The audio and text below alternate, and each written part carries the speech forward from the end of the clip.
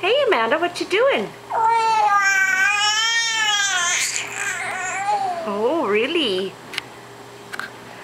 What does that mean? Are you being dumb?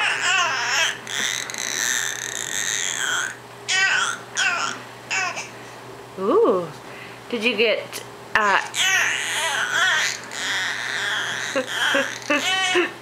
Did you have visitors today from back east? Did you have Auntie Cheryl and Uncle Dennis here and Auntie Daphne?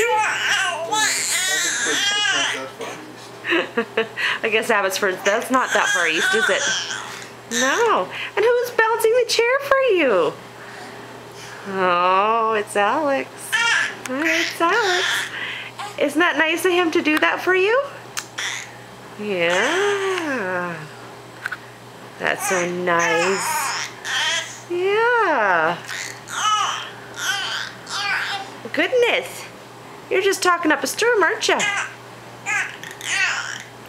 3 o'clock in the morning you wake up and you're talking away. Yeah. Well, this is Amanda at 15 weeks. Yeah. See you later.